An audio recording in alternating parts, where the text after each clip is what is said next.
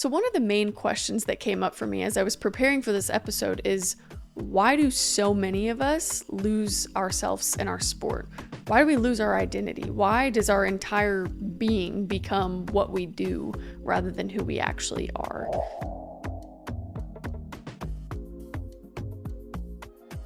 What's up, everybody, and welcome back to another episode of the Now What podcast. I am your host, Sierra Stout.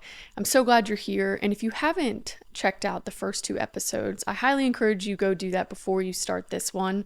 One, it'll give you some context into what this podcast is even about and the heart posture behind it. And secondly, the previous episode we talked about grief, which is a really good segue into what we're talking about today. So to summarize a little bit of the last episode, grief is often associated with death, but we were talking about it in terms of loss. When we've lost something that's been important to us and that we've loved so deeply, such as our sport, and when it's taken from us in an instant, that is pretty jarring. And it often sends us into an identity crisis. And so that's exactly what we're going to be talking about today. So we're really going to be touching on the whole idea of, if I'm not an athlete anymore, then who am I? So one of the main questions that came up for me as I was preparing for this episode is, why do so many of us lose ourselves in our sport? Why do we lose our identity? Why does our entire being become what we do rather than who we actually are?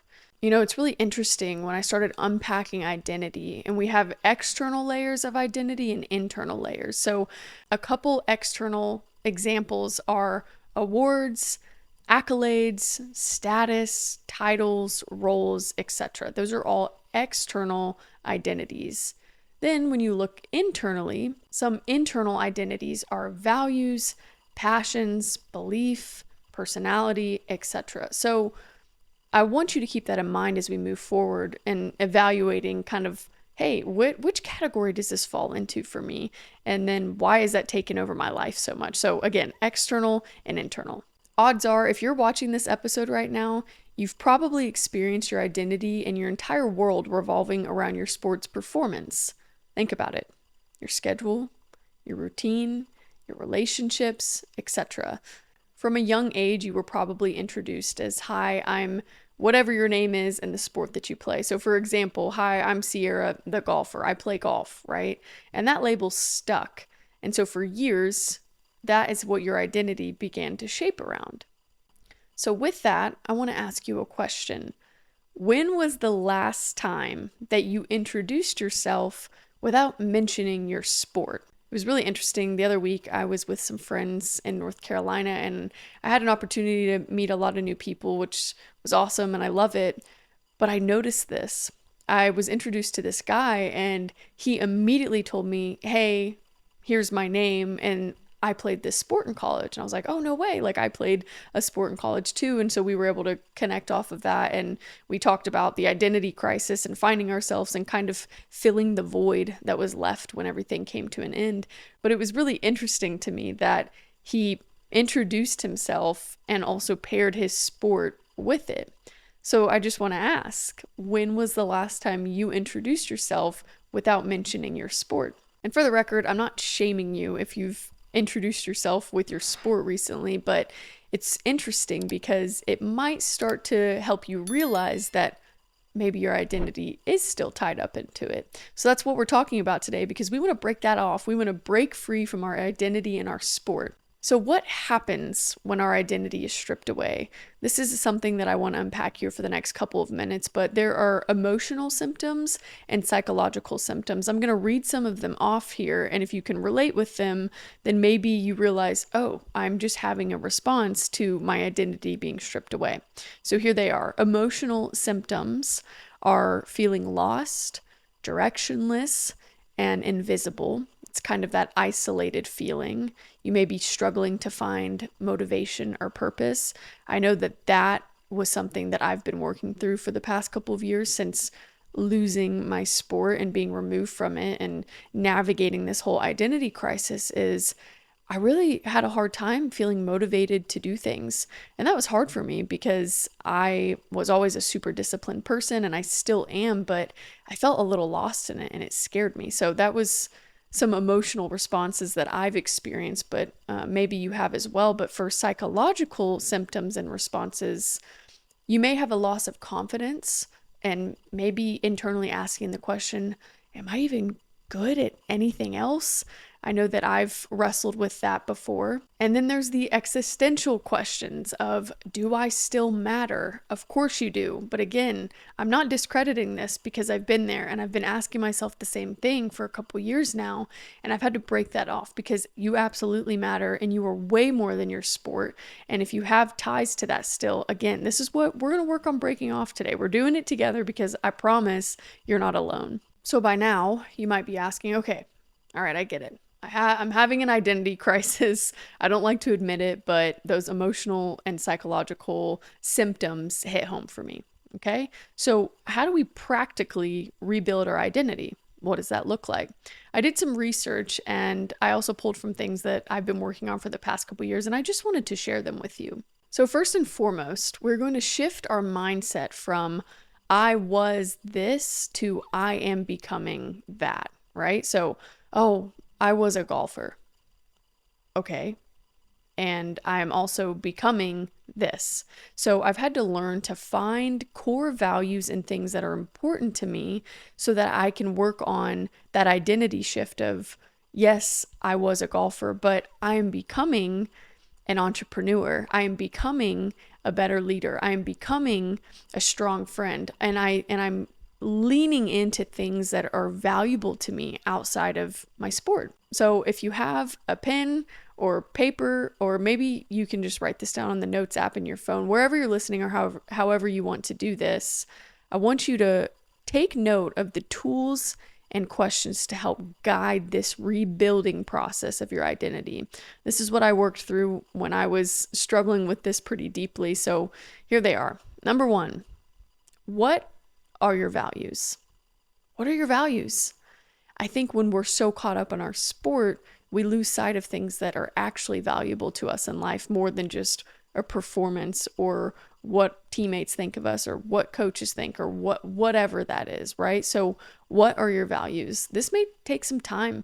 I feel like this took me a couple days to really hone in on my values and what those were stemming from. And internally, I pull a lot of my values from my relationship with the Lord, and that has been a beautiful journey of finding out avenues of who I am beyond what I did. So the next question that I want you to write down and I want to ask you is, what excites you that's not performance-based?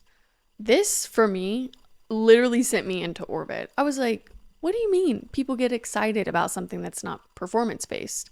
I was so trained to view excitement and joy based off of things such as performance and achievements and success that I lost sight of the fact that there are actually other things in life that bring you joy and excitement. And so I just challenge you to write that one down, process it, and see what comes up.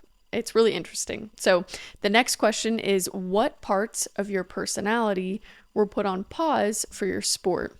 This one was really interesting, and I started reflecting because there's this professional golfer, of course, I'm mentioning golf, but his name is Bryson DeChambeau, and for years, nobody liked the kid. He was super scientific, kind of rewriting the game. Nobody understood him, and so when you can't really relate to somebody, it's hard to lean in and want to be a part of their journey. Until a couple years ago, he started a YouTube channel. He started putting content out there and his personality was coming to life, and people were like, who is this guy? Like, this is not the same dude. But it's really interesting because in interviews, he talks about how he finally is able to be himself and people can finally see who he really is. And it made me think about this question of what parts of your personality were put on pause for your sport. And I really believe that he's a beautiful example of that he was identifying so much with his sport and to be this particular way that he really lost himself in the process. And so as hard as that is, I think a lot of us actually go through that. So really good question to write down and unpack. And the final question that I want you to write down is, what roles outside of sport do you enjoy? Such as, do you enjoy being a friend? Do you enjoy being a mentor?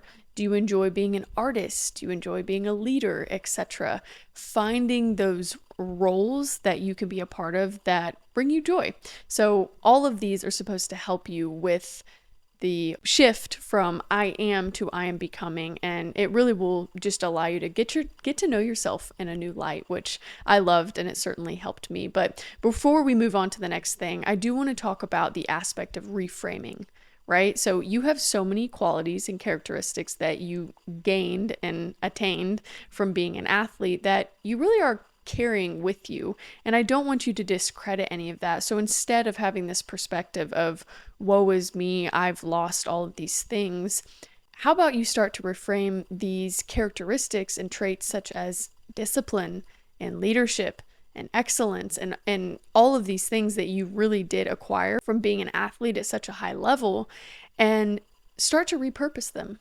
So instead of, oh, I lost them, I can't really use that. Well, heck yeah, you can. Go be the best boss ever. Go be the best leader ever. Go start your own business. Go whatever that is for you. These qualities can actually help propel you forward in a new light. It just may not be within your sport, and that's okay. And I get it. I know that this phase can feel like a loss, right? But it's actually just a transition into a blank canvas. I mean, honestly, think about this for a moment. Somebody hands you a blank, white, crispy blank canvas with fresh paint and pens and markers and whatever it is. And they just say, have at it. Put whatever you want on it. And it's a little intimidating. You don't want to mess up, all those things. But it's also exciting. Like, you get to turn this blank canvas into something really beautiful and whatever you want it to look like. And that really is your season of life right now. Whether you just graduated a couple weeks ago and you are launching into this new season of now what, and at the beginning phases, or maybe you're 20 years removed and you still are wrestling with these moments of identity crisis and trying to rebuild who you are outside of your sport. But it's an opportunity to meet yourself again. And I know I said this in one of my previous episodes, but try to view it like this. You're meeting yourself for the first time. You're out to coffee and you just get to know yourself. You get to know who you are, whose you are, and find things that make you excited. What brings you joy? What makes you tick? Like, there's so much to you. You are way more than an athlete. You are a whole human being. And if there's anything you hear from this episode, I want you to hear that you are more than your sport, and you are a whole human being who has so much more to offer here on earth. And for the rest of your life, make it the best of your life. I know that, again, my mom and dad, they have some great sayings, but the rest is the best. Why not? It doesn't have to just be the best when you are at your prime in sports. What if your prime is in 10 years and you don't even have the opportunity to take advantage of it because you're so stuck in this identity crisis from not playing anymore? So if this episode spoke to you in any way, I would love to hear from you. I would love for you guys to comment down below of areas and parts of yourself that you're rediscovering. I would love to hear what parts of this episode maybe stood out to you. And if you don't want to leave a comment, totally fine. I get it. Go follow us on Instagram. I've linked all of that down in the show description, but send us a DM on there. I would love to hear what you're rediscovering in yourself. I think it's super exciting. And that is the whole purpose of the Now What podcast, is to bring community and healing and all of the things as we're on this journey together. So please, please, please share this video to people that may need to hear it as well, because I know that if you and I need it, odds are a lot more people do too. So give this video a thumbs up. Make sure you subscribe. It'll help the video reach more and more people like you and me who are in need of some community and healing. So again, thank you so much for being here, and I can't wait to see you on the next episode of the Now What podcast.